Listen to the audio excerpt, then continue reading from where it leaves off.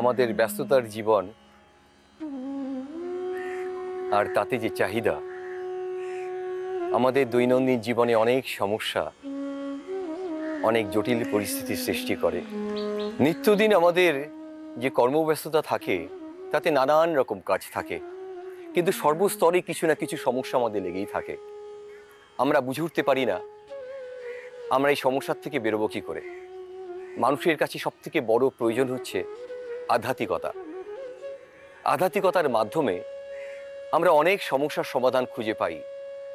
আমি কলকাতার এক বিশিষ্ট পবিত্র জায়গা বরানগরের মতন জায়গায় আমি বসে আছি।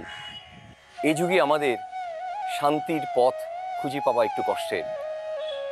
আমাদের সামাজিক চাপ, কর্মব্যস্ততার জীবনে সম্পর্কের জটিলতা, শারীরিক সমস্যা নানানভাবে আমাদের অস্থির করে তোলে। এই সকল সমস্যার থেকে আমাদের বেরোতে গেলে পরে একটা পথ কিন্তু অবলম্বন করতে হবে। নিজের মধ্যে একটা চেতনাবোধ সৃষ্টি করবেন। ঈশ্বরের শ্রেষ্ঠ সৃষ্টি হচ্ছে মানব জাতি, আর সেই মানুষের এই অকাল মৃত্যুতে আজ আমরা প্রত্যেকটা মানুষ ভীষণভাবে চিন্তিত। ভাবতে হবে কিভাবে এর থেকে বেরিয়ে আসা যায়। সকালবেলায় উঠে যে অল্টারনেটিভ ট্রিটমেন্ট আমাদের জন্য কিন্তু ধ্যান। আমরা আজ বড়ই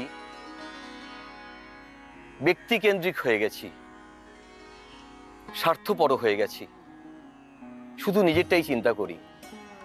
সম্পর্কের যে সম্মান, যে একটা নতুন সমাজ গড়তে পারি সম্পর্কের টানাপোড়েন থেকে বেরিয়ে এসে একে অপরের প্রতি সম্মান,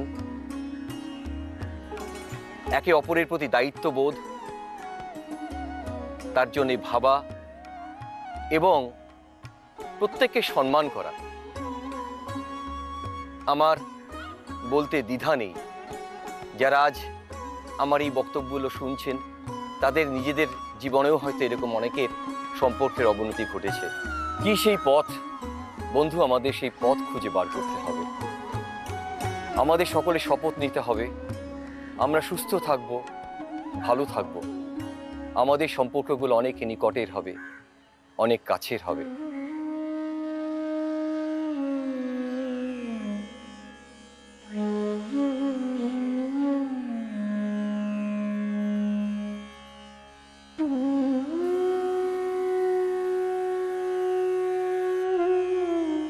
বন্ধুরা, আমি এই মুহূর্তে কোথা থেকে কথা বলছি জানেন?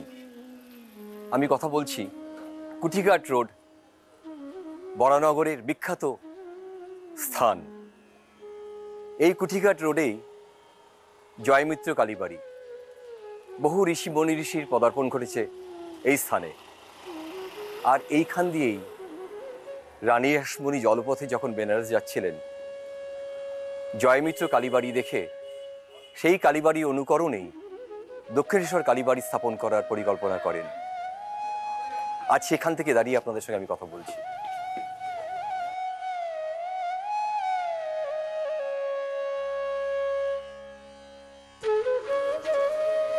মন্দির নগরী এই বরানগর, বহু মন্দির এই বরানগর শহরে।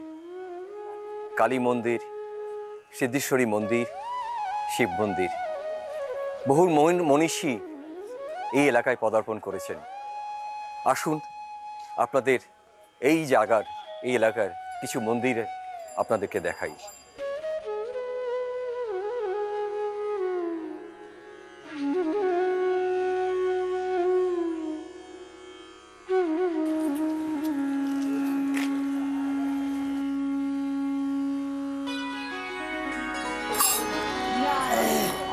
নমস্কার। নমস্কার। আপনারা কি সব এখানকারই বাসিন্দা? এখানকারই বাসিন্দা। কি কতদিন ধরে রয়েছেন আপনারা এখানে? আমার হবে প্রায় 1991 আমি এসেছি এখানে। এরা অবশ্য আরও পুরনো, আচ্ছা, এরা আরও আগে এসছে। তো আপনি 71-এ এসেছেন, ওরা 71, ওরা তিনজন। তাহলে তো বহুদিন ধরে বরানগর হ্যাঁ, দেখছেন। তো এখানে যে এই এত বাঁশ টাস রয়েছে, এগুলো কোথা থেকে আসে, কি কাজে লাগে? এগুলো সাধারণত আমাদের এমনিতে তো অনেকের গরিব মানুষ আছে, তাদের বাড়ি তো বাঁশের তৈরি করতেই হয়, বাঁশ, টিন বা টালি। আর যে যে বাড়িঘর যেগুলো তৈরি হয়, বিল্ডিংগুলো, সেগুলো অনেক সময় দেখা যাবে, আপনারা হয়তো লক্ষ্য করেছেন, বাঁশের ভাড়া বাঁধা হয়, ভাড়া বেঁধে ওপরে মিস্ত্রিরা কাজ করছে। তো আমি যতদূর দেখেছি, আমার আদি বাড়ি হচ্ছে শান্তিপুর। আমি ছোটোবেলাতে দেখতাম যে এই ভাগীরথী দিয়ে নৌকা করে বাঁশ টেনে আনছে। আচ্ছা, এরকম এই যে দেখতে পাচ্ছেন, এরকম বাঁধা রয়েছে, হ্যাঁ হ্যাঁ, এইগুলোর সঙ্গে নৌকা বাঁধা থাকে। আচ্ছা, তা যখন জোয়ার আসে তখন নোঙর করে রেখে দেয়, বা অনেক সময় দেখা যায় পাল লাগিয়ে বা গুণ টানা বলে, মানে কোনো একজন লোক মাটি দিয়ে টানতে টানতে নিয়ে যায় দড়ি টেনে। আর সাধারণত ভাটার সময় এরা ছাড়ে, তখন চলে আসে। এবার দিনের পর দিন ধরে আসতে থাকে। আর এখানে এসে রাখা হয়, যখন যেমন দরকার হয় তখন উপরে তোলা হয় এবং এখান থেকে বিভিন্ন জায়গায় চলে যায়। এটা আড়ত বলতে পারেন বাসায়।